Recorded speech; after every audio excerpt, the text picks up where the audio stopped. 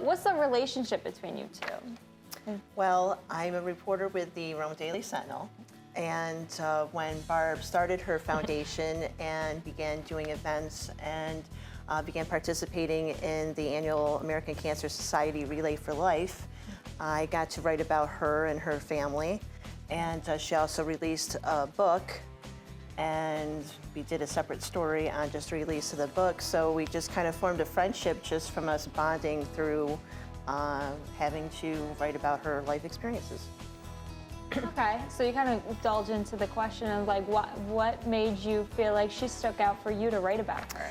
The funny thing was, speaking of Wing Wars, I had just finished typing up a press release on Wing Wars, and I saw the CNY homepage email in my email box, and for some reason, I don't know why, I just happened to click on it, and I saw the Remarkable Women contests, and I said, well, you know what, if there's anyone who deserves to be recognized as a remarkable woman, this woman does so much that she doesn't even realize. And I said, Barb Chubbuck is just perfect for this. So I had a couple minutes, and I just looked up some old stories that I'd written about Barb over the past few years and included that in the essay. And unfortunately, I don't remember what I wrote because I didn't save it. I just wrote it in the box and just clicked send, thinking, oh, hey, you never know. And lo and behold, here we are. And for writing about her so much, you obviously had to come influenced by what she does. You kind of grow you get inspired, right?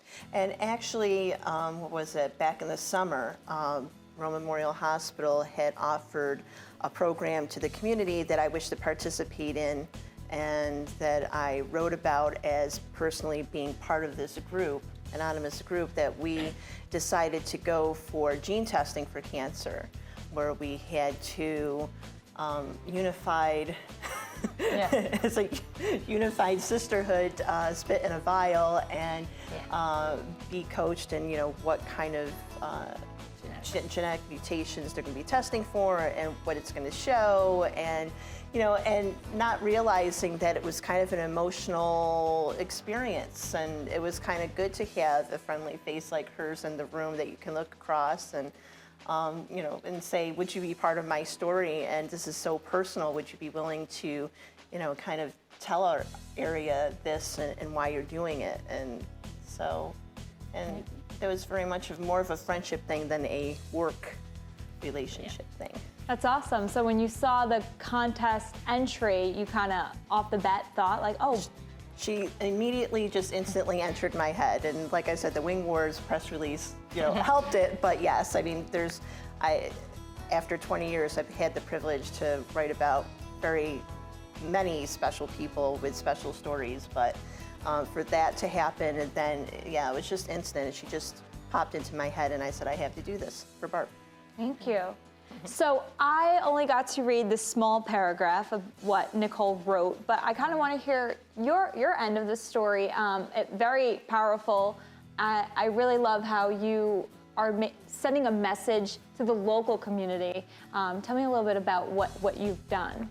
My son Joe, he was 21 when he was diagnosed with cancer, and he passed away at 22, 17 months later.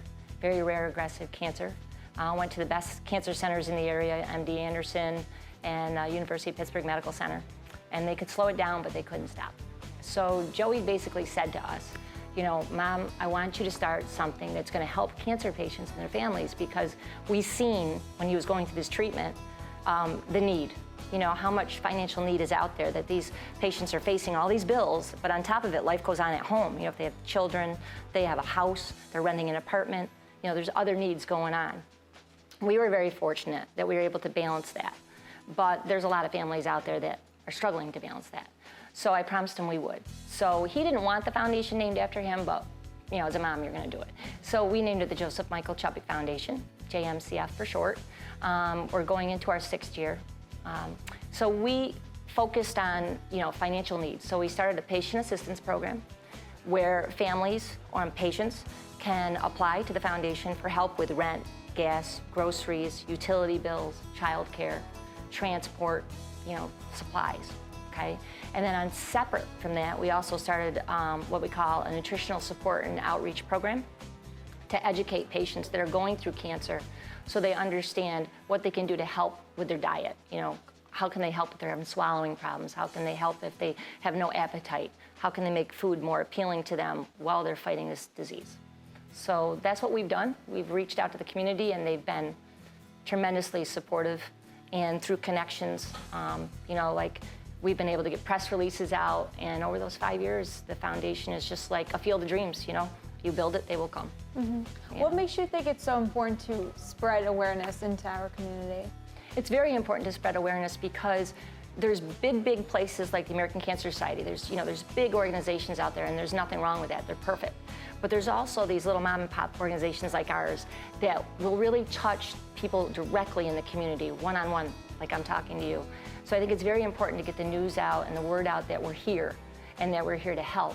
And that if you qualify, which is very easy, you just got to be either in treatment for cancer, meaning chemo, radiation, targeted therapy, or cancer surgery, and you have to be living in or getting treatment in Oneida, Herkimer, Madison, or Onondaga County in central New York. And we get that word out, and we're going to help the people that need it most right here at home. So it's all different types of cancers? Yes, all types of cancer, all ages. So that's another thing, good thing you bring up. Some people say, you know, I've called for help, but I don't have breast cancer. Or I've called and I don't have leukemia. So with us, it can be any type of cancer, and it can be any age group. Moving forward, are you going to continue doing what you're doing? Or do you have any other plans in the works that you want to? I'm going to continue, you know, doing what we're doing because there's so much of it to do yet. You know, there's so much to grow yet. I'm just very excited. I mean, we've topped 600 patients in 5 years. We've topped giving out over $200,000 in assistance. So, you know, to do that and be so small is really exciting. And I can just see that we're going to grow.